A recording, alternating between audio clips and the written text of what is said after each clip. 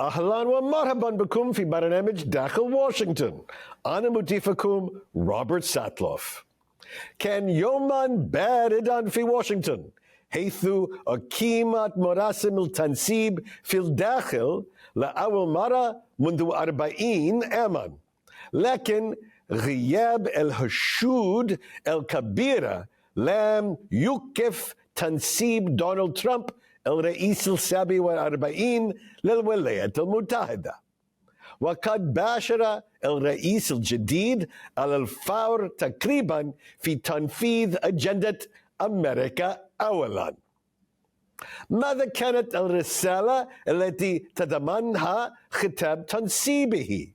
في المرة السابقة رسم صورة قاتمة للدمار في أميركا، فهل قدم في هذه المرة رؤية أكثر تفاؤلا؟ ما هي القرارات الأولى للرئيس الجديد؟ في المرة الأخيرة تأثر بالفرض خطر سيء التخطيط على المهاجرين من الدول الإسلامية. هذه المرة ماذا كانت أولوياته؟ لمناقشة القرارات والساعات الأولى لإدارة ترامب، يسعدني أن أرحب بفريقنا من الخبراء السياسيين جيم أنتل وتود جيلمان. Welcome back to Dakhel, Washington. It was an unusual inauguration indoors because of the cold between two men, Joe Biden, Donald Trump, who dislike each other immensely, but yet this time around buried those differences to have a civil exchange of power, returning that tradition back to the American way. Delighted to have Jim Antle and Todd Gilman to help explain what happened that day, Monday, January 20th, Inauguration Day here in the United States. So first, if you could sum up in just one word, one phrase, Inauguration Day, what would that be? Jim? America first. Right? America first, all right. Big Trump theme. Todd? Cold. Yes. All right, let's get into some of the details. First, our outgoing president, Joe Biden. Todd, how would you characterize his actions, his approach to a day he hoped would never come, leaving after the first term of his presidency? The buildup to that day was every bit as important, I think, as that day itself. President Biden did everything possible to smooth the transition, which is not something that President Trump himself had done 4 years earlier, because Trump only left the White House begrudgingly 4 years earlier, still claiming that he had been cheated out of victory. So going back 3 months from Trump's victory here, Biden laid the table, worked with the Trump transition team to the extent that the Trump team was willing to work with him. On Inauguration Day itself, by then he had issued a flurry of last-minute pardons for family members, for members of Congress who had investigated Trump and others involved in the January 6th mob attack on the U.S. Capitol. You could just see Biden sitting there during Trump's inaugural address in the Capitol Rotunda, just shrinking and shrinking. He just looked so diminished as it became so clear that Trump was going to dismantle absolutely everything he could that Biden had done and denigrate everything that Biden had achieved. And even in the last couple of days, they were tussling over who was responsible for the ceasefire in Gaza. So Biden, on the last day, he handled it, with a stiff upper lip, but clearly unhappy. And Jim, what's your characterization of Joe Biden's final hours in office? Well, I think it obviously had to be pretty difficult. I think we saw as early as the farewell address that Biden gave that it's really difficult to simultaneously make the case that you had a very successful administration, but now I'm leaving power and handing things over to an oligarchy. Now, maybe logically there's not a contradiction there, but certainly in terms of the general politics of this, that does seem to be a difficult case to make. I thought Biden, a stiff upper lip is, I think, the right phrase for it. I thought Biden tried pretty hard to be diplomatic. He used the phrase "welcome home" when he greeted the Trumps at the White House before the inauguration. But the fact that it was in the rotunda put Biden and former Vice President Harris in the shot a lot of times, while now President Trump was attacking their record and pledging to undo so much of what they had done. And I thought Biden generally hid his emotions a little bit better than Harris did, but certainly it was a jarring a bit of imagery in this transition. I gather the former president left a letter for the incoming president. We still don't know what's in that letter. Is that right? Do either of you have any inside knowledge of what Joe Biden gave as parting advice to Donald Trump? I have not seen that.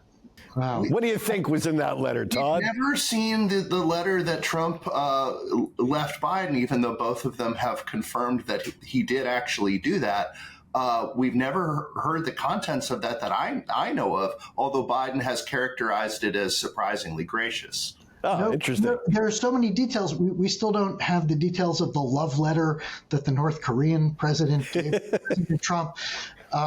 Although President Trump promised to release all remaining JFK assassination documents, there's a lot of secrets that are about to come out. No, we don't know. And I would absolutely agree with Jim that Vice President Harris, former Vice President Harris, during the inaugural address, she was just staring daggers at President Trump.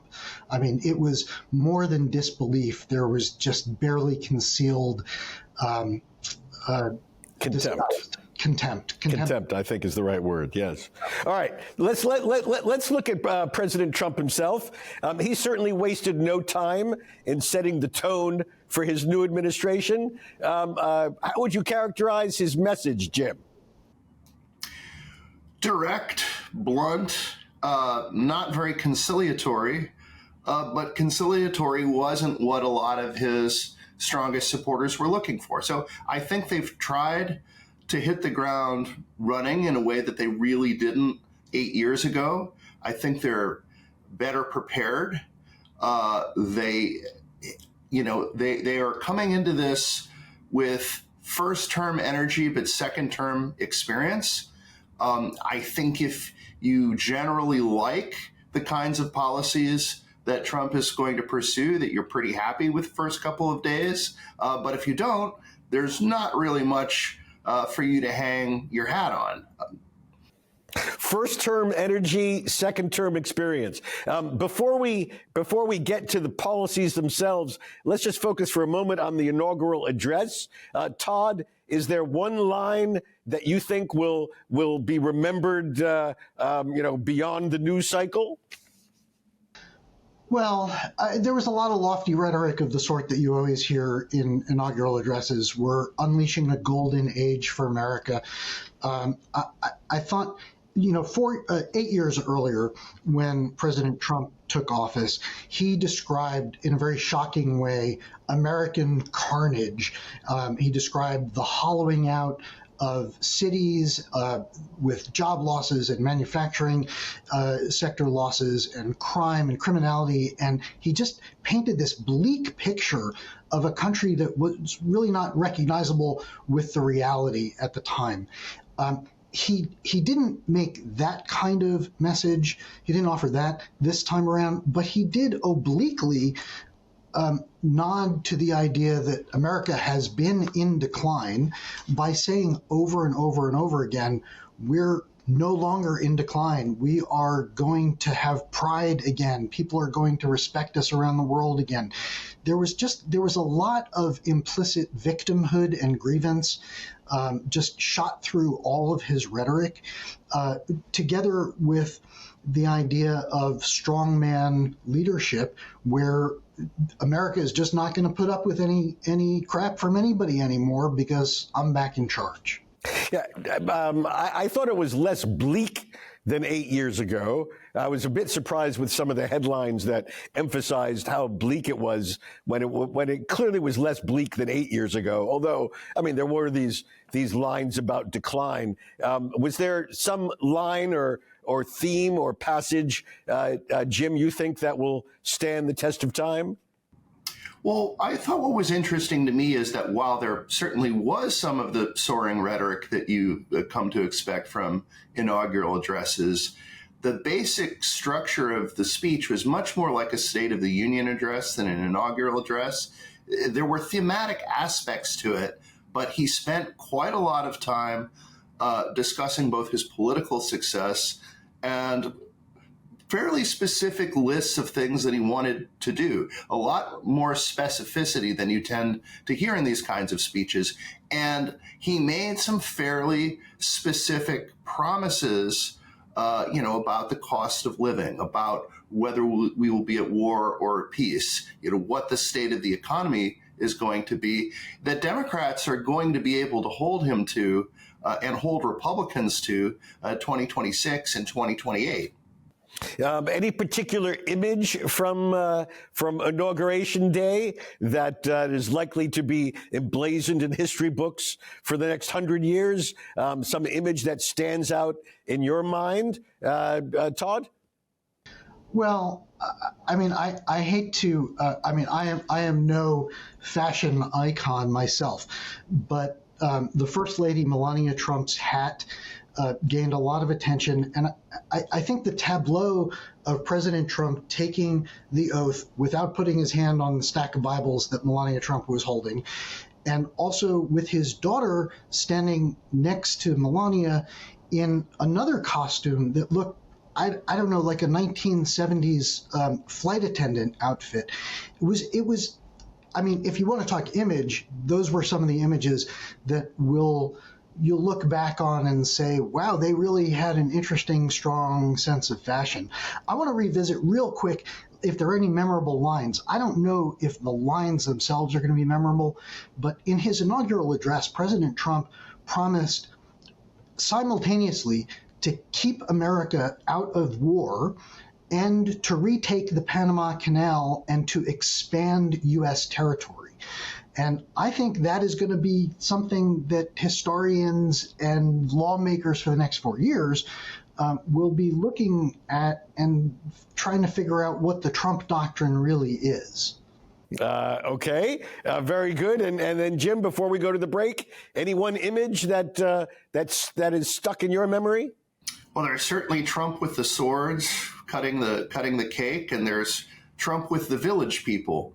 And I think, the comic aspects of Trump have always sort of been used to counterbalance the fear that a lot of people and apprehension that a lot of people have about Trump. And so on some level, there's a certain number of voters who look at this and say, how can this be the end of democracy? He's dancing around with the village people. He's kind of a comic figure. So I do think those are sort of indelible images. Now, 100 years from now, will people know who the village people were? That I don't know. Absolutely. I have to say, as a dad, the image that stays in my mind is J.D. Vance's little kid with his sucking his thumb and holding a teddy bear. I thought that was terrific. All right. When we come back after the break, we're going to talk about executive orders, what they are and what the president did on day one in the Oval Office in just a moment.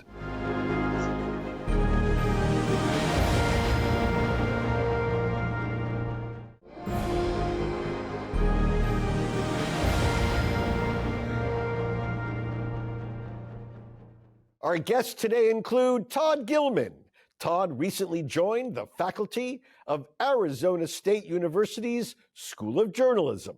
Previously, he spent over 30 years as a reporter for the Dallas Morning News before retiring as Washington bureau chief. He is past president of the Regional Reporters Association and was elected 3 times to the board of the White House Correspondents Association.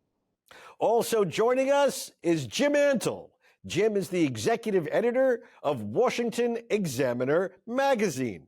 Previously, he was politics editor at the Examiner, managing editor of the online Daily Caller, associated editor of the American Spectator, and senior writer for the American Conservative. He's the author of Devouring Freedom: Can Big Government Ever Be Stopped? Todd, what is an executive order? Why do presidents use them? Don't we have laws in our country? Isn't that the way we normally do business in a democracy? Well, I guess I would make a distinction between executive orders that I don't think anybody would quarrel with the idea that presidents need to state certain policies just for how their administration is run. There are executive orders on who is in the line of succession in case the Secretary of Housing is vacant, in case that position is vacant.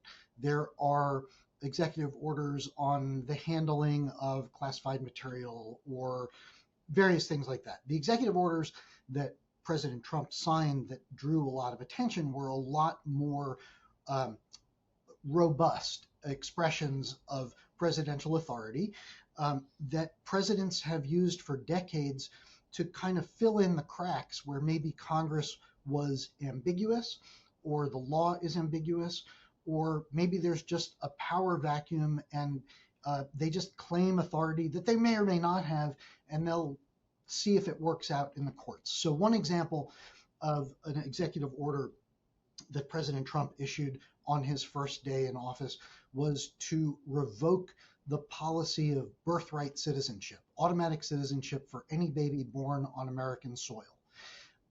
It's written into the Constitution: anyone born on American soil and subject to the laws of the United States is an American citizen automatically.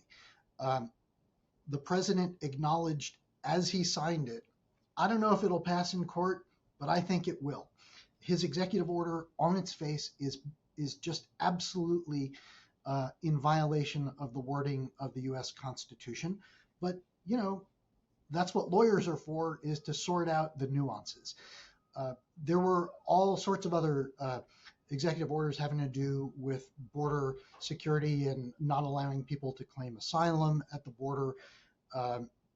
He is using executive orders in ways that are not that outrageous and unusual compared to previous presidents. And he used some of them to overturn other executive orders. He also renamed the Gulf of Mexico into the Gulf of America. I don't know if that's going to stick. I'm not sure that he has the authority to do that. But again, we'll see. So, Jim, 8 years ago, President Trump began with a series of executive orders. Some were very controversial. Some didn't go over so well, such as the ban on visas from people from various countries, and had to go through a number of iterations before they got it right. When you look at what happened in this series of executive orders, what's your assessment? Was it better prepared? Any surprise you? How do you look at it? Well, I think they were much better prepared. Now, that doesn't guarantee that everything that they did will hold up in court.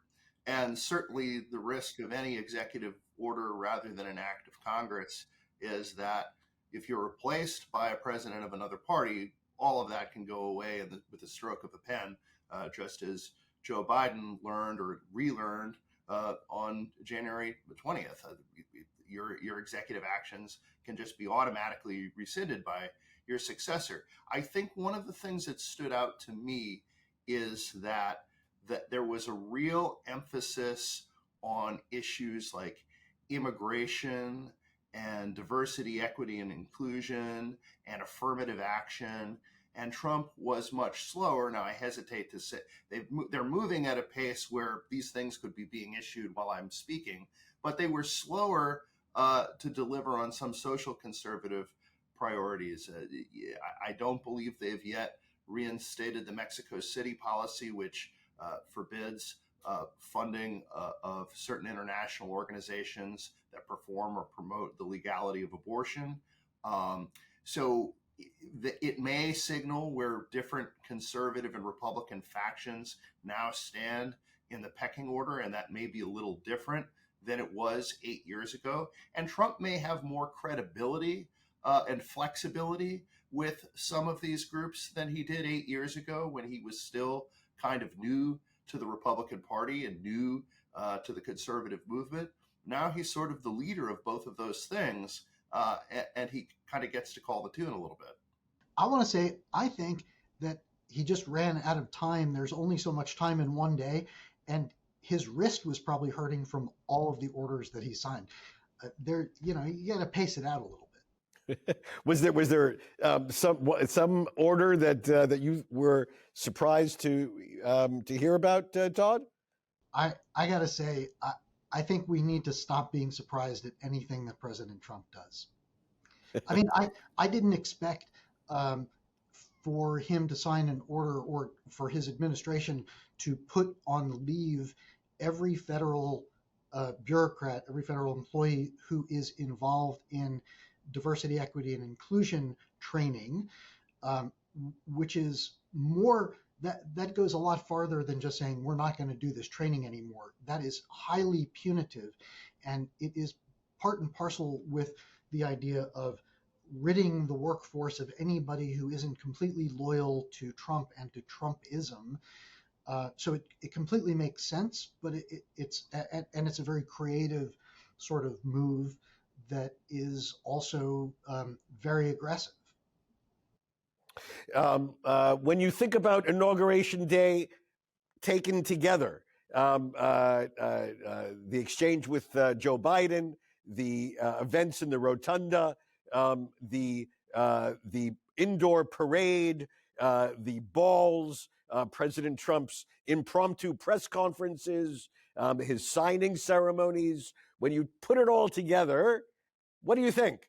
What message does it send about how this Trump administration may be different than Trump 1?